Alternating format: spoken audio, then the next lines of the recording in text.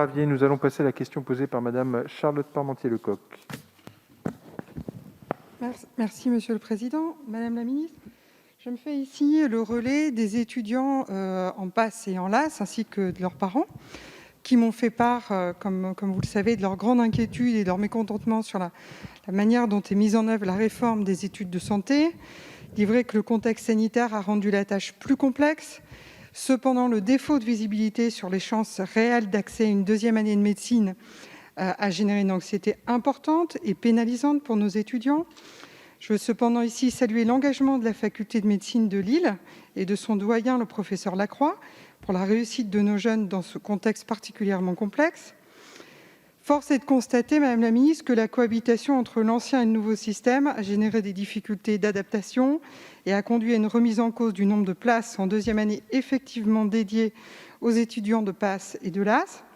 Le Conseil d'État a ainsi, dans une décision du 28 avril dernier, suspendu l'exécution de l'arrêté du 25 janvier 2021 au regard du nombre de places dédiées au doublant de la PACES.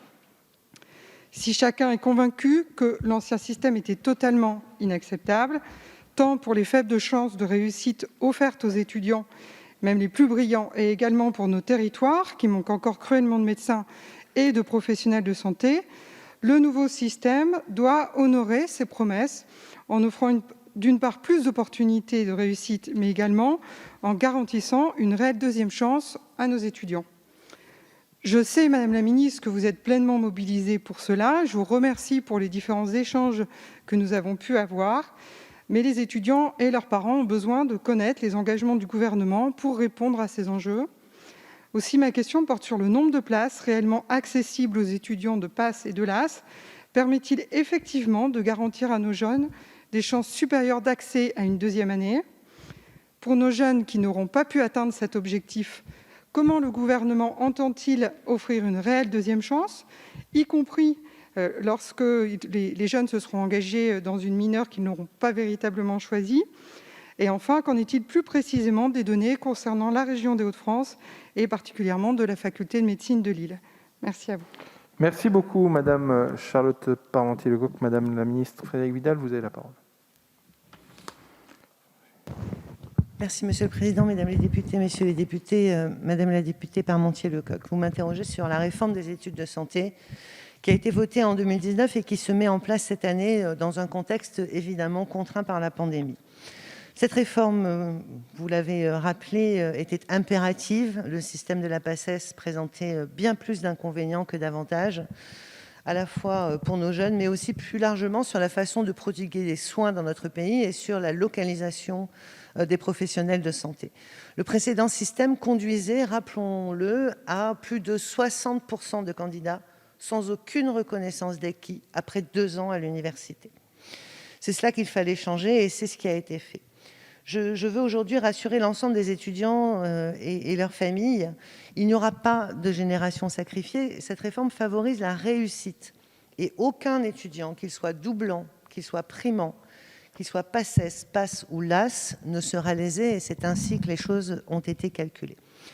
Le nouvel arrêté que nous avons publié avec Olivier Véran le 7 mai tire en effet toutes les conséquences de l'ordonnance du Conseil d'État que vous avez citée et précise les critères pris en compte pour déterminer le nombre de places pour chacun des publics.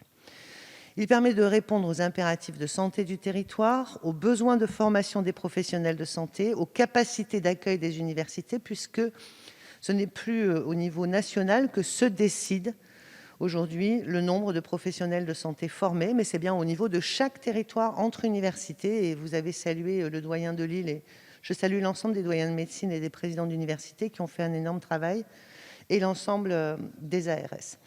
C'est 16 700 places qui ont été offertes cette année pour les 4 filières en santé. C'est l'augmentation la plus significative pour la filière médicale, où nous avons dépassé la barre des 10 600 étudiants qui seront admis en deuxième année. Vous m'interrogez plus particulièrement sur le département du Nord. Là aussi, l'augmentation est significative. 940 étudiants pour l'université de Lille, toutes filières confondues, dont 580 pour médecine, 240 places de capacité globale pour la catholique de Lille, dont 190 en médecine. C'est une augmentation de 12%, et le calcul a été fait en tenant compte des chances qu'avaient les redoublants de PACES par avant, et nous avons maintenu ces chances, des chances qu'avaient les primants de PACES auparavant, et nous avons maintenu ces chances, et toutes les places supplémentaires ont été attribuées au PASS et au LAS. Donc c'est plus de chances pour les étudiants de première année. Et pour l'année prochaine, évidemment, le nombre de places va être maintenu, et nous serons dans la deuxième année de la mise en place de la réforme, avec donc des places réservées aussi pour ceux qui auront progressé dans la licence, qui seront donc en deuxième année de licence, parfois dans des mineurs, mais qui souhaiteront accéder aux études de santé pour leur garantir une réelle deuxième chance, comme ce qu'ils avaient auparavant, sauf qu'auparavant, ils redoublaient. C'est donc une amélioration que nous avons apportée, et j'ai demandé à l'inspection générale, qui me remettra ses conclusions fin juin, et je m'appuierai aussi sur les 2 rapports parlementaires sur le sujet, pour améliorer encore le déploiement de cette réforme au bénéfice des étudiants. C'est vraiment mon absolue priorité. Je vous remercie.